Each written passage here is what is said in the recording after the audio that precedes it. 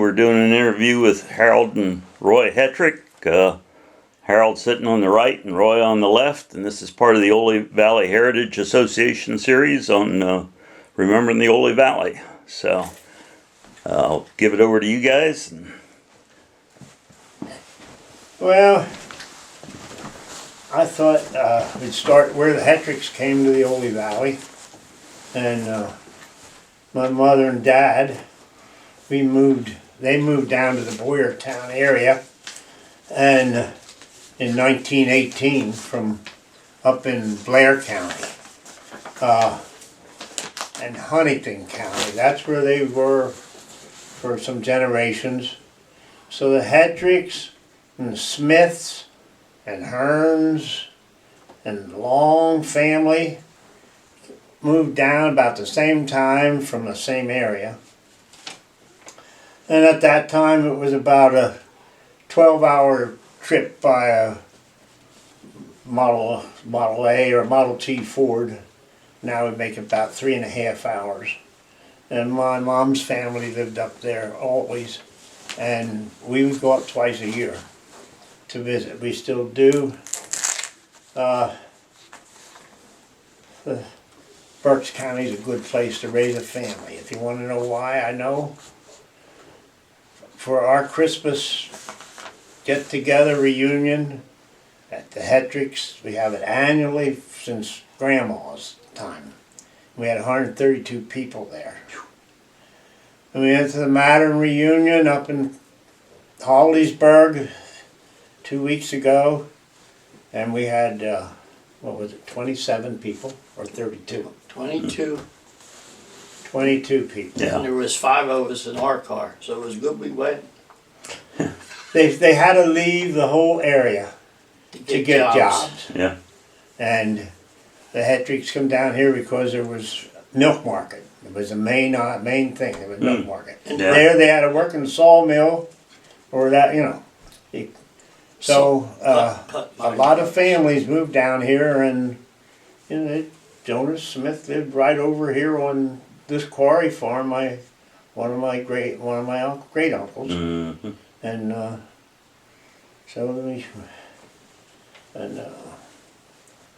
I was born at the Wilcox farm.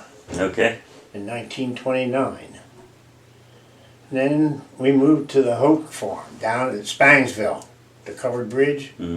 There, Wagner's, I guess now it is. Yeah. When I was about 4 years old.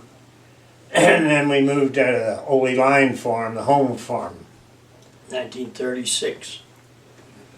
There was no electric in the house, and Dad never even had a telephone. So that's one of the early things Dad talked about. Maybe Harold remembered or more, but was one of the big things that took place. Dad had rented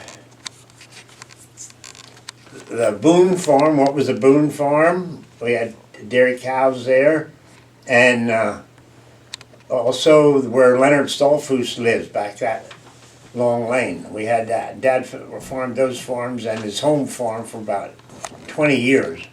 And when the TB test came along and they started everybody mandatory TB testing their cows, all of the herds went down. And the TB test, three herds of my dad's.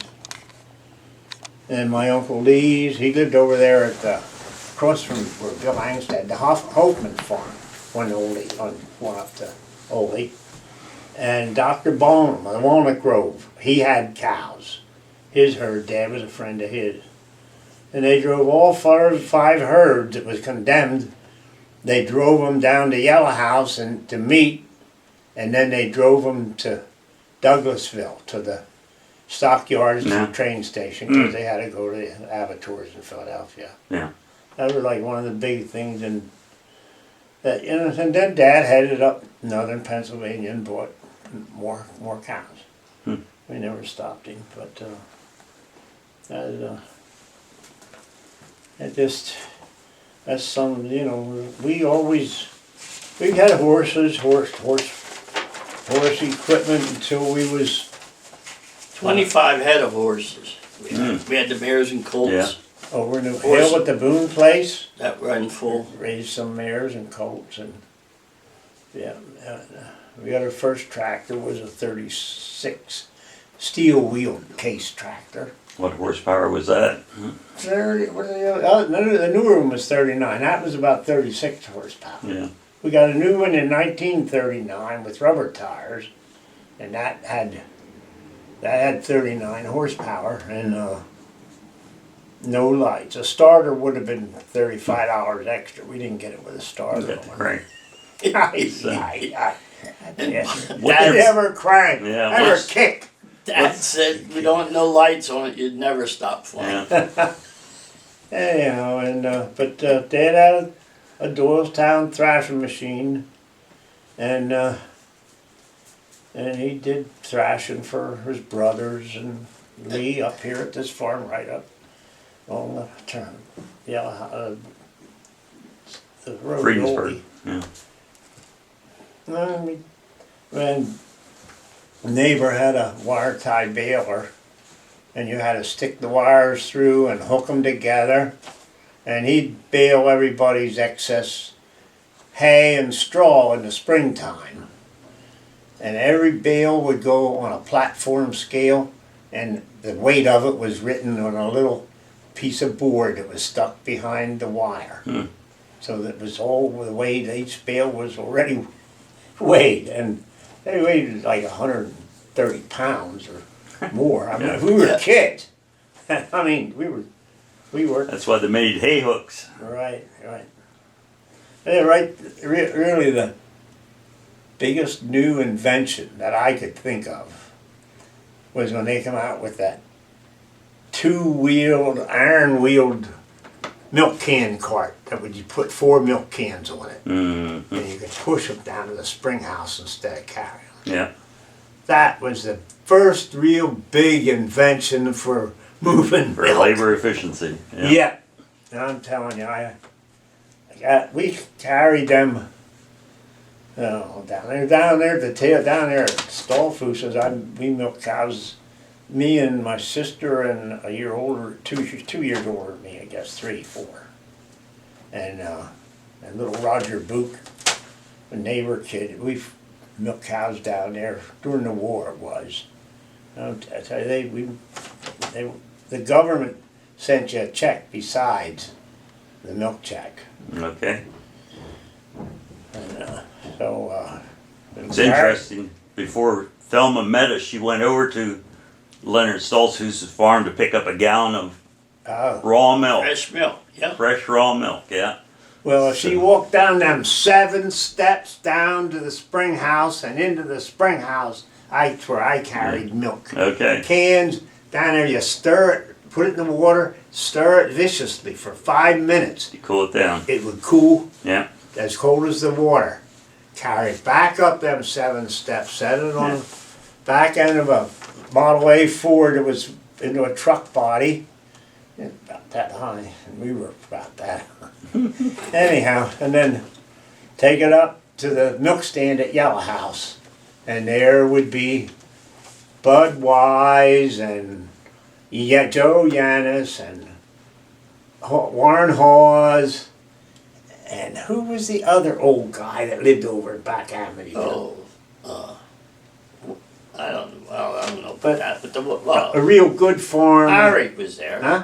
Eric But- was there. Yeah, Eric. Eric. Yeah. And we had a big milk stand there, like a 24 by 24 foot, and all our milk would go there, and a truck from Baldwin's would come in and Get a load of milk. double decker, help him throw it up in there. And each can would have your number on it for Yeah. your farm. Yeah. Yeah.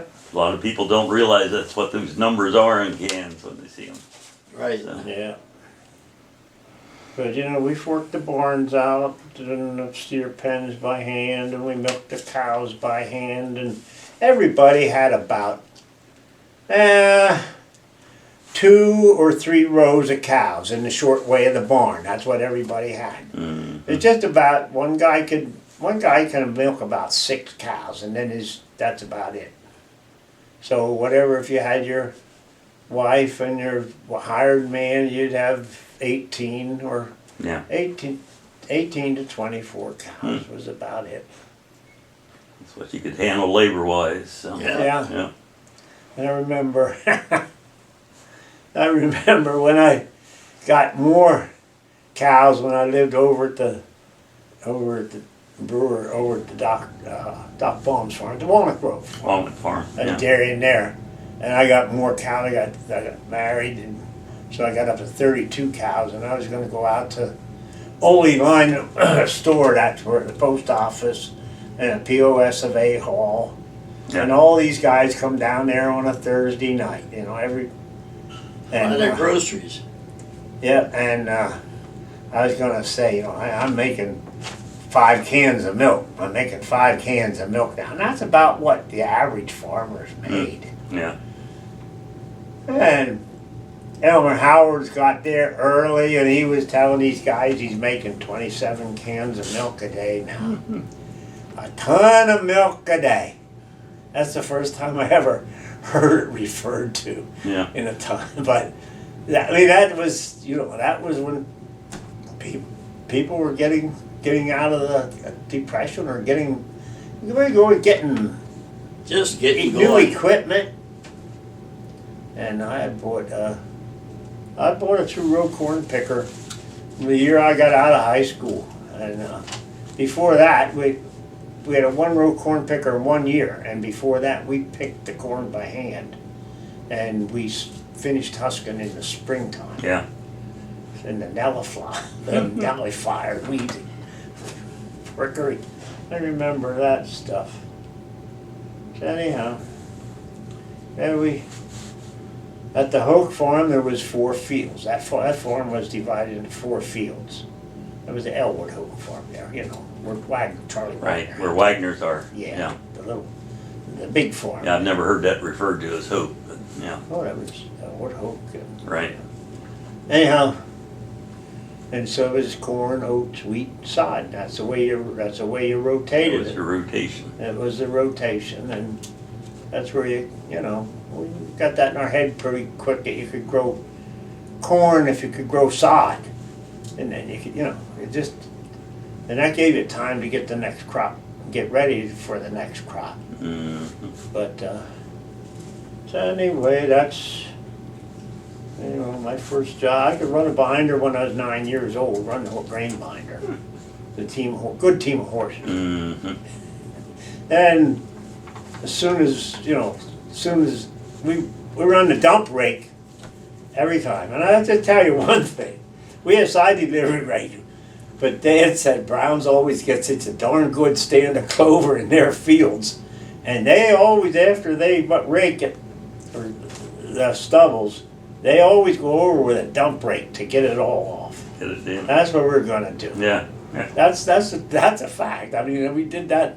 Always. I ran a double dump rake behind a tractor for a number of years when I was a kid. Well, No then kidding. And you knew what it is. But it Yeah. was after the straw because they didn't get enough straw with a side rake. No. Yeah. No, well, the side rakes were very, very poor. Yeah. Yeah, that when we combined, everybody was worried where Yeah. we gonna get the straw. Yeah.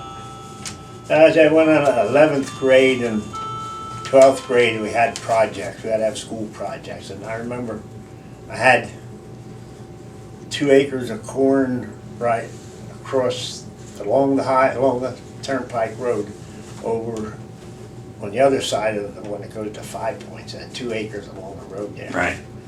And we checked that. We husked that by hand and checked that.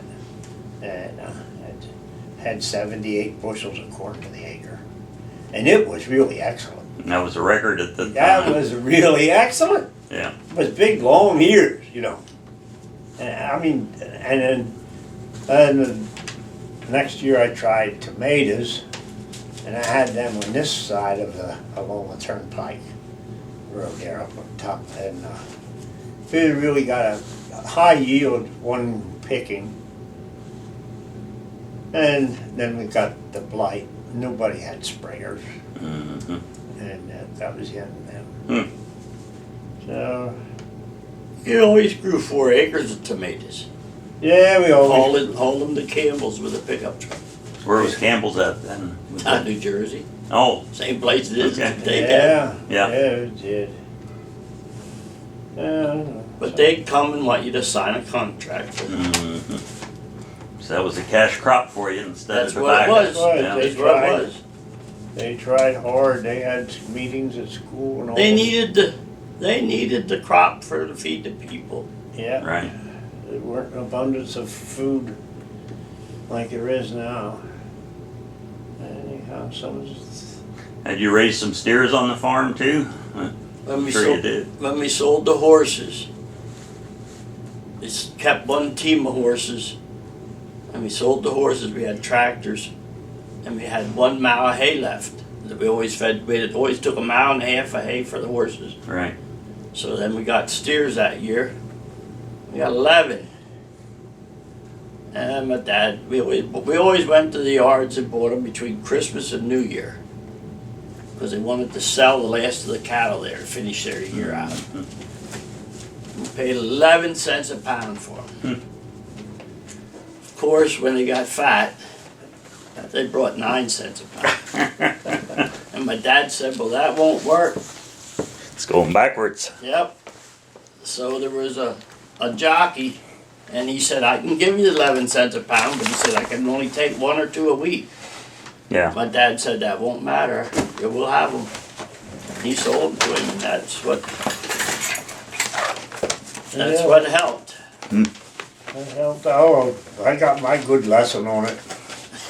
I had an extra crib of corn and I put in like 9 steers, and I thought, this is good. I'm only 19 years old and I can go to the stockyards and buy steers on a note. Yeah.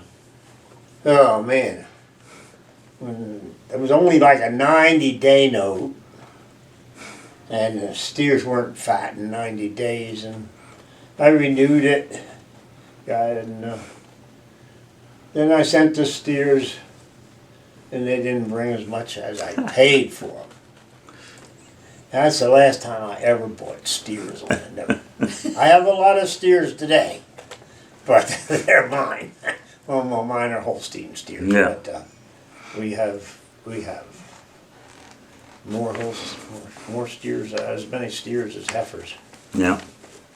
We feed steers and milk cows. Now the feed always all goes out and on the hoof. So it's milk or beef. Now there used to be a creamery there in Lime Kiln. Did you ever take stuff into that, or was that before your It time? was closed before our time. Yeah. It was Yeah. Mrs. Smith's house. That was when the trolley was coming through, I guess. Yeah. Yeah. Yeah, I'd never seen the trolley we run. never seen it run. Yeah. We moved there in 36. Okay. So, Go ahead. But what'd you do in your free time? Did you have any? Dad never said do it this way, it's easier. Yeah. He figured we'd work so hard we wouldn't have to, we'd stay right at home, but we went away anyways. Yeah. oh, we go away every night. We didn't have no bathroom, no telephone, no nothing. We went down to Locust Grove, to Manatoni Right. swimming hole there. Yeah. And that's where we met when the sun would go down. Yeah, we go down there every night after That was making right. hay. And there would be many people come there. Yeah, we ran around. We met at the Oley Line store. I always met my buddies. It was Sammy Dunn and Paul Labe and Leon Burnt, and they all had cars, and I didn't have no car yet. But we'd meet out of the Oley Line store, and we would go wherever, Yeah. roller skating or whatever, just drive around. Different wage. Yeah. Did you ever? I'm sure you did. You went to the Yellow House auction sometimes. Yeah, So. yeah, Yatrin's ice cream, Oh, and yeah? now they're bringing it back. Yeah, Yatrin was there with their ice cream truck. Before he ran for Yeah, political. before he was was a senator, Yeah. and then there's another, younger brother, Stratton Yatrin, and He worked for us at Lehigh at Lehigh Valley for a while. Hmm. Oh man, oh man. Yeah. Man. My daddy give me a quarter. That was for my sister and I, younger sister. And he'd always say, "Don't spend it all in one place." Sodas were a nickel, and hot dog was, I don't know. Anyways, then we'd get penny candy, just as big as your finger. My finger wasn't that big then, though. They got along home. Yeah. Yeah, there was an auction at 5 Points.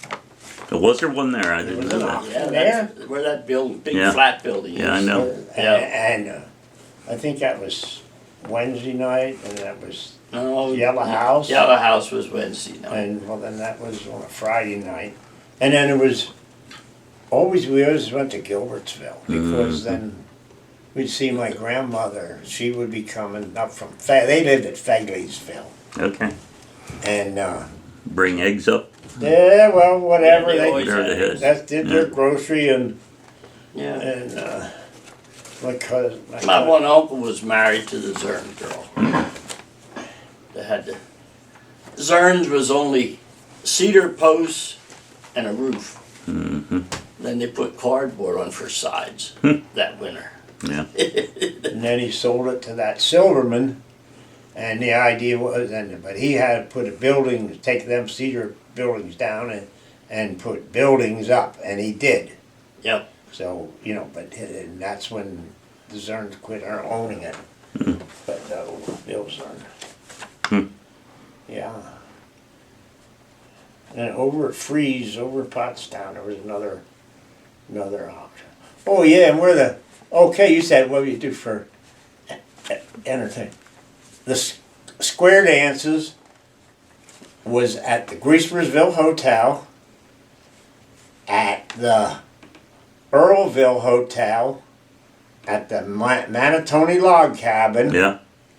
and at Locust Grove. You know where Locust Grove is still? Yeah, I it's know a where place. it's at. It's Right. right along the Manatoni. Yeah. Right at 662 in the Manatoni. Yeah.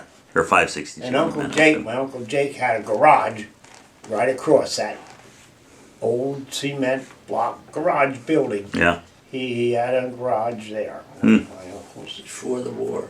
So square dancing was big back then. Yeah. Yeah. Yeah.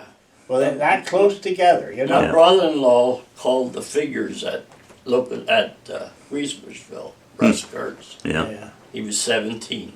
Well, yeah. He was. You might even remember. No. Yeah. Oh, Eli the Turk. You remember when Eli? I remember the name. I don't Yeah. remember the person. Okay. Is that right? Yeah. He's 6'2". Down at Ramey Hafer. Ramey Yeah.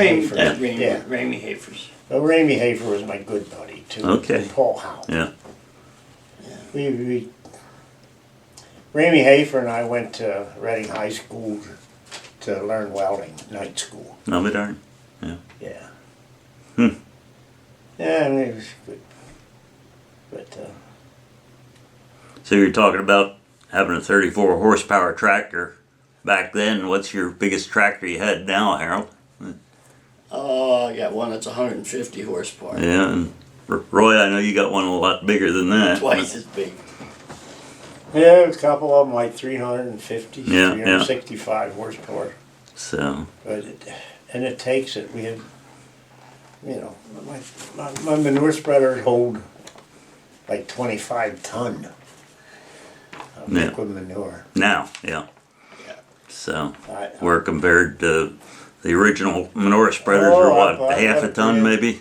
3/4? So, Yeah. yeah. Brand new John Deere manure spreader when I started for him. As soon as I could get some cows and milk, and I milked my cows for 2 months by hand when I started, till I got a milk check. Then I went down to Long Acre and bought 2 Surge milkers, and I had a third of the money. He said, you're chasing women. He says, you won't be milking. I'll be back in 2 months. Each month I'll pay you. Next month and the next month I'll pay you. Okay, if you don't, your dad will. Dad had a good reputation, and it sure helped. Oh It yeah. helped us out. Sure. Yeah. Yeah. The hard job is keeping it. Did you have a big truck patch then? The garden? Yeah. Yeah, Mother had a garden and she had a 2-acre truck patch. Yeah. We cultivate it with a pony and a plow. Grew Yeah. everything that we needed to feed. Yep. My dad, he would say, "No potatoes. I have a deal with Reiningers. They won't milk no cows, and I won't grow no potatoes." Yeah. Yeah. Yeah. So you talked to me earlier about going over to the old Brown's Mill to pick up stuff. What all did you get when you got there? Well, the big thing was like a 16% dairy feed in the summertime. And then the big thing was 32% dairy feed when we would Top dress Yeah. with a coffee can. top dress with that. And you couldn't feed over 32 because it'd kill the cows, I understand. Oh So, yeah, don't feed what else was it? Just a Put so many- regular pound coffee can Yeah, is yeah. what we fed with. What the You hell could was give it? a coffee can and a half if she gave 20-quart bucket of milk. Right. But if she only gave 16 quarts, you just got one can. And then cornmeal, I'm sure you picked up cornmeal for butchering. So Oh yeah, Oh Yeah. yeah, that and buckwheat flour. buckwheat flour. Yeah. That's where we got and that. flour. Yeah, we always. And we would feed. We would get bran, 3 bags of bran or whatever, and then we would grind corn and then mix that with. But we still fed the protein separate Right. always. It was grindy your corn. yeah. It was a big thing. We got hammer mill. David Bradley, was it? John Deere. Was it? And set in the barn floor, and blow it into the feed room. Mm-hmm. And then you'd put your proteins in your oats out of the granary and the wheat or barley, whatever. And then you'd have that done, then you gotta shovel it around to mix it. Then Yeah. we could throw it down, right down the hole into a feed box. Mm-hmm. Right underneath, oh boy. That was You had to labor line saving. up that tractor and get that belt in line, and it's just if it wasn't out of the belt come off. This was a tractor with a pulley on the Yeah. side of it. Yeah. Yeah. John Deere. 48. Yeah. The belt, but the So- tractor has to sit outside the barn so it wouldn't burn the barn down. Right. The sparks would fly out, and you're supposed to line up that tractor and get that lined up. We could. Yeah. We get good at it, but it was a long way up. Yeah. Yes. And then you, The good old days, don't ever Yeah. let anybody tell you about the good old days. yeah. We did it all, They weren't but they weren't that good. And that was Yesterday. replaced by a mobile mill that came out to the barn and ground it for you. And Yeah, that's right. But Brown's ground Yeah. seven batches a week for me. Thelma's dad made the first mobile mill. Is that right? He helped invent it. Is that right? Yeah. That's great. So No, Yeah. they come over. down at Terry Hill. Yeah. Yeah. No, Yep. the one time he had Browns had 2 mills, and the one broke down, and it was wore out. That's all ailed it. Don't Anyway, say that to Brown. well, I know they still had the trucks. Anyhow, I shouldn't have no. said that. No, But that's anyways, fine. Yeah. It's fun. he come over, old man Morris come over and he said, "Can you grind your own feed this week?" He said, "We can't catch up." He said, we're late, we can't catch up. I said, Pikeville has one mobile mill for behind the tractor. I'll go ask you. And I said, I went back to Russell and I said, I need that mill, I want to use it one day. Well, you're going to buy it. I said, I don't know. I said, if I get somebody to shovel the corn in, we're going to buy it. I wore 4 out. So, but no. He said, Brown said, we ain't never going to get caught up. we're just behind more every week. We eventually sold those units or quit using them because we couldn't find anybody that wanted to run them anymore. Nobody So, shovel. That's yeah. yeah, that's true. I almost need one like that now. Our thing, New Holland don't make them anymore. And we grind about 6 batches a week. Mhm. I asked the other guys, why don't everybody need these? Well, he said hardly anybody has any corn or oats or barley. They just grind enough corn ground for corn silage. That's how many cattle they have. Corn silage and hay. And they're buying their heifer grower and stuff instead of grinding their own feed, you know. Where we got cattle at different farms, and at certain ages they need Different mixes, yeah. certain mixes. Yeah. Go ahead. How many hired men did you have back then? Did they live in the house or? Yeah, our hired men always lived. There was always 2 hired men lived at home, and the hired man at Boone Place and the hired man at Taylor Place. They were married, usually Yeah. married people. But when the war came, when Pearl Harbor was, that was a Sunday. Yeah. Monday morning, our hired men all went to Reading and joined the service. And they all passed except one. He was 4F. And they all left. They went to boot camp. They come home for, I'll say 30 days. And then they went across the water, and they never came back till the war was over. Yeah. Yeah. 3.5 years, 4 years. Yeah, that was something. And they never talked about it for 10 years. Not anything. My one brother-in-law talked more the last year that he lived about it. And Yeah. We didn't have, you know, we didn't have help. 1 or 2, and they weren't, you know, but they lived with us, they ate with us. 12 would sit up to the table. They had made a lot of good men out of a lot of boys. Yeah. That's, My dad's theory was, in the Depression, if he had to farm a farm, make a living for his family, he couldn't do it. But he said, you give me a hired man and a young boy, and I can make a living for both families. And that was That's what we his had. theory, and Oh, it still works. oh, Yeah. back at the Taylor place, back at Stallfus's and over to Boone place, always. And those were big farms. Yeah. We farmed the Kendall farm for Always farmed the 25 years. Oley acre that developed farm up there, top of the hill. What's it? You know, Yeah. Oley Valley Estates. that developed. 175. Charming Forge, I think it's. Huh? Charming Forge? No. Or No. Charming? No, just up there across Dale? from A mile up the road from our place toward Right. Jackson Water on the left. Yeah. That was all farmland. It was a good Right. farm. 175 acres. We We farmed it. always farmed the crops off of that. Mm-hmm. Till Doc Mangus bought it.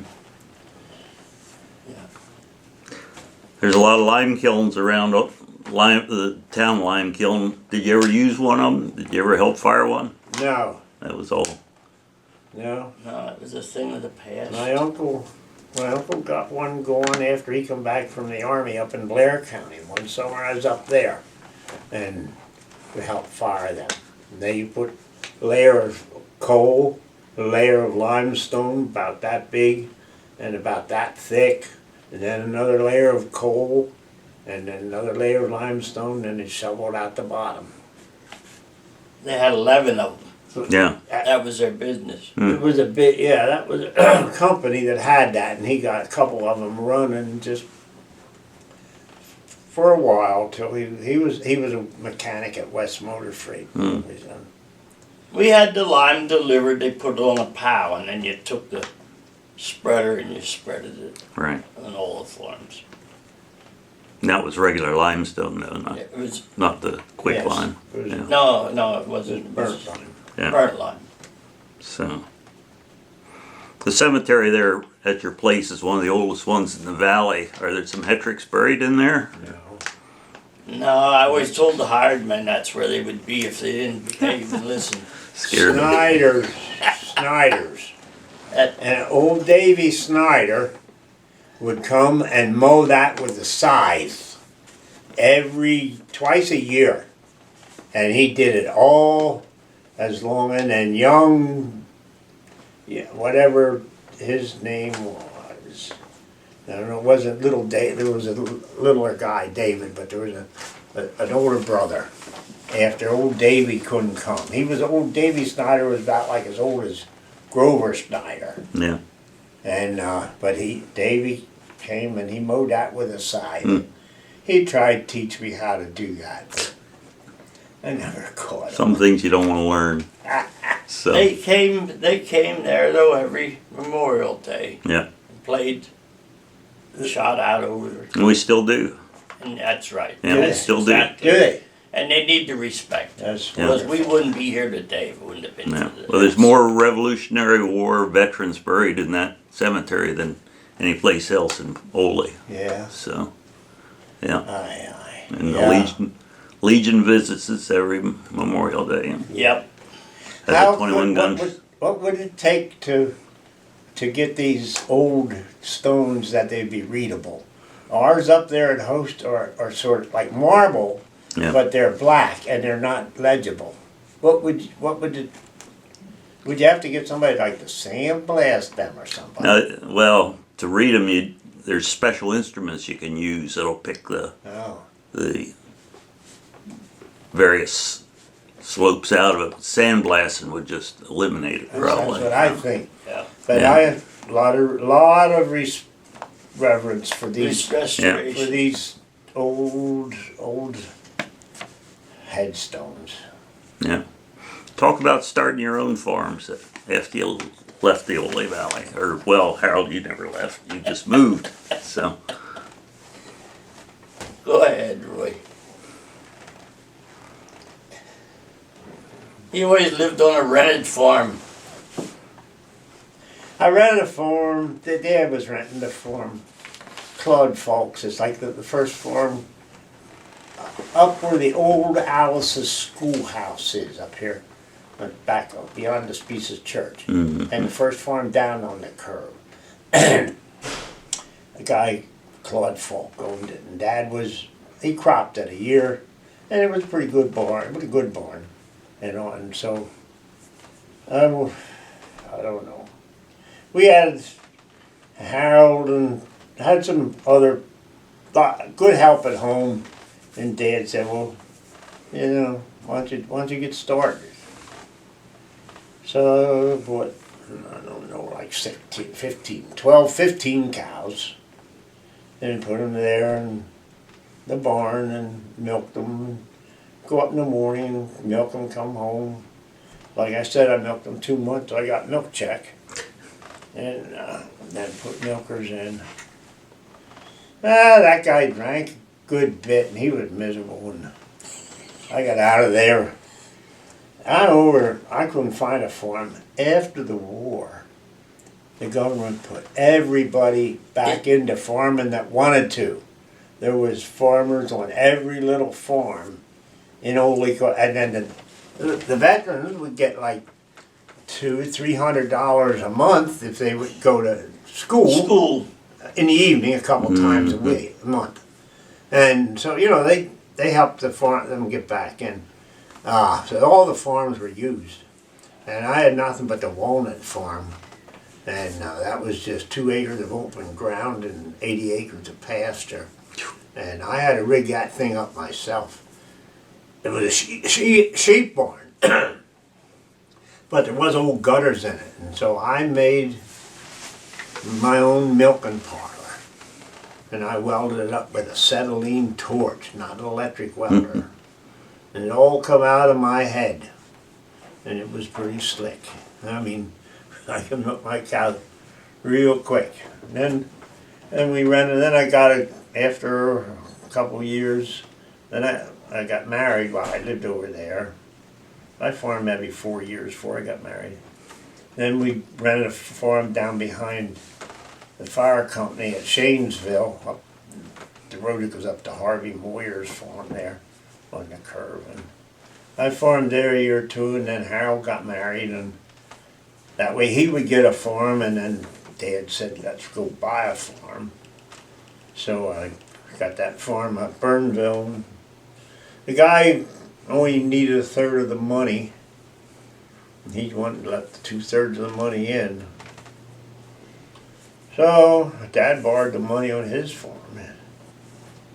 I paid the payments on it. Yeah. So we got that farm, and then neighboring farm was being sold, and it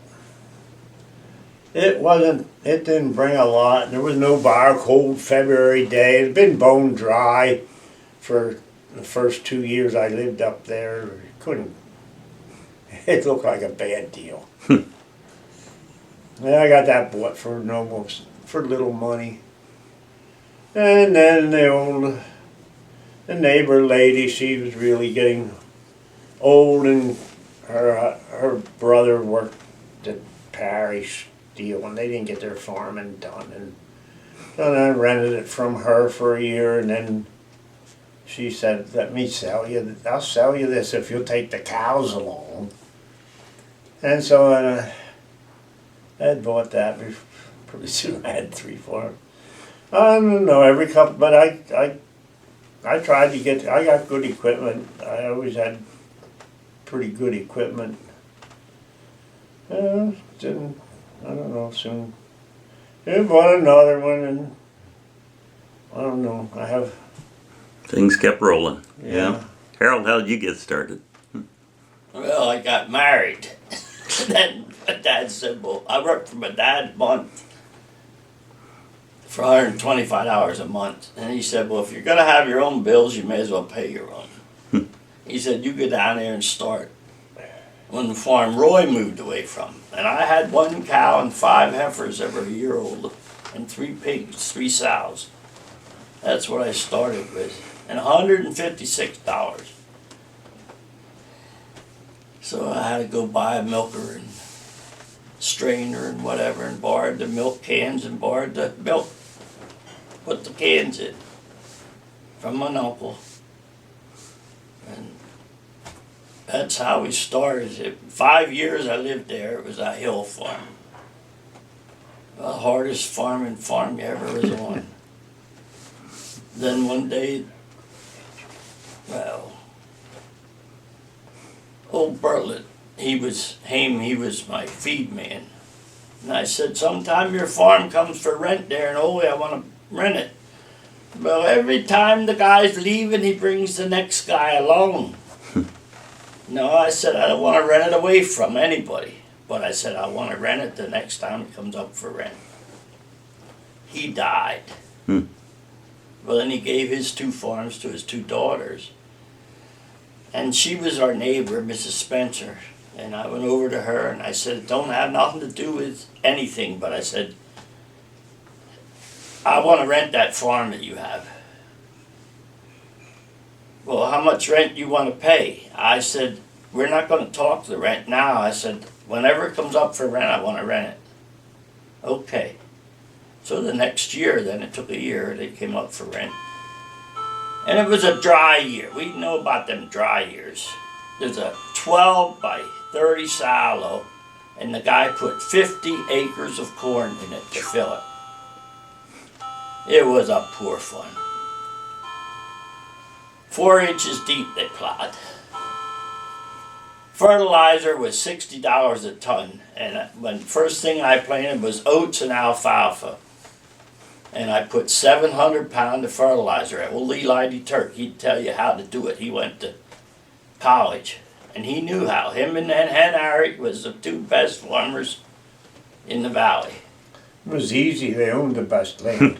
They were still the best. They were to college, and they knew. If you talked to them 1/2 hour, you learned something. Yeah. Nope. Anyhow, that's what I did, and I planted oats and alfalfa and got started. Because at the other farm, I had 3 acres of alfalfa, and the most we ever had was 850 bales of hay. and not enough corn to go till February. It was awful. Hmm. But when I moved in 5 years, I had 30 cows, and I had about 15 or 18 heifers, and everything I moved was paid for. Because my dad said, well, you have to farm 10 years before you'll know whether you're going to be successful or not, this farming. So I figured when I got it done in 5, I was started. Yeah.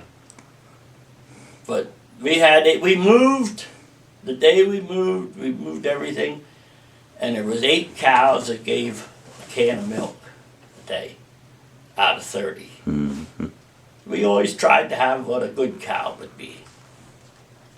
But then the second day or third day, it was can short. Loaded the milk and it was 1 can short. And I said, what's the matter? I don't know. After breakfast, I went up to the neighbor and I said, do you have an extra cow? Yeah, he said, I do. He said, she's pretty good. She gives a can of milk. We were good neighbors. When I was over, right, But it growed crops after we farmed it. Our job always was to get the poorest ground you could find and build it. Yeah. That was, Well, this was the farm you eventually owned?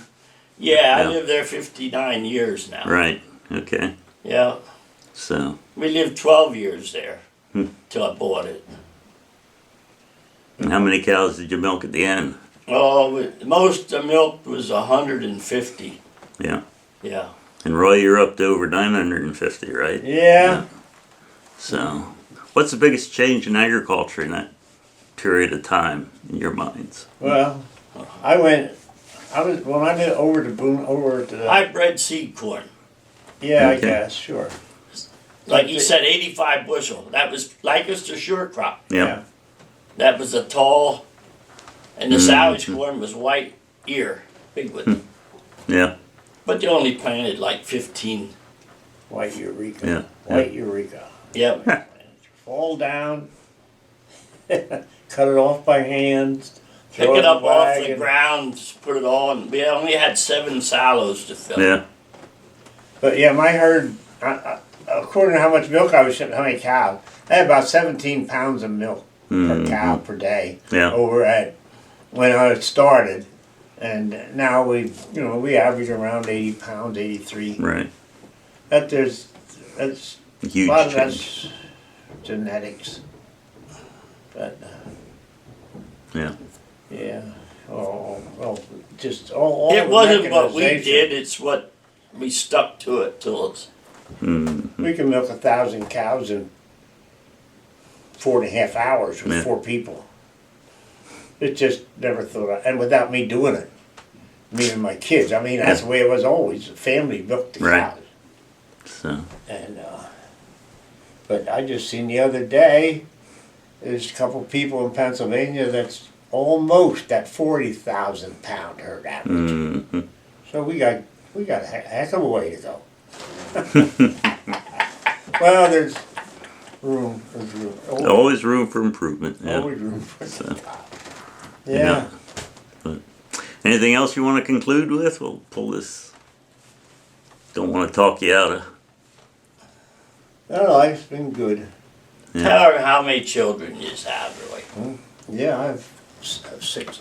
I have 9 children, 6 daughters. They all have college educations, and my 3 sons farm with me. One of them went to Del Val College, and we have 3 college-educated grandsons farming with us Yeah. now, and granddaughter's going to be a vet in one more semester, and I hope she gets a job nearby and be a part-timer. You'll have to increase her pay. And, I don't know. She likes Virginia pretty well. yeah. So, Yeah. Nothing greater But, than having her own opinion. Yeah. Yeah, it is. so So we have, we raise all the bull calves, and so we have as many steers as we have cattle. And I have Yeah. 2,800 head of cattle altogether. And I have 1,200 acres that I own Yeah. and rent about that much. And Harold. Oh, I'm sorry. just life's been great. Yeah. We worked at it and You worked hard at it, I know that. concentrated at it, and no, we lived too. We've been to all the nicest hotels in all the big cities just by being a member of a cooperative and Yeah. working with groups of people, and hey, it comes around. Yeah. Harold, you've owned several different farms at one time. Yeah, How many acres did you? Farm. The home farm's 175. I had 59 years there. And in 1976, I bought 375 acres up in Ripley, New York, which is 350 miles from here. The son was 17, and I put him on there to farm. We always farmed 500 acres there. Mm-hmm. And then the other son, he moved in 1980. He started farming when he was 18. And then he moved to New York. He had bought 295 acres of good gravel ground. And 4 years ago, he sold that. I sold that. His knees got bad and he went to truck driving. But he's coming back. I told him if he's coming back, he better come now. I'm getting too old to keep doing this job. Yeah. So no, there was 650 acres. They still have the 175 and still have the 375. Yeah. So good enough. Well, we'll wrap this up. Okay. Appreciate you. I have 5 sons. Okay. Appreciate you sharing this all with us.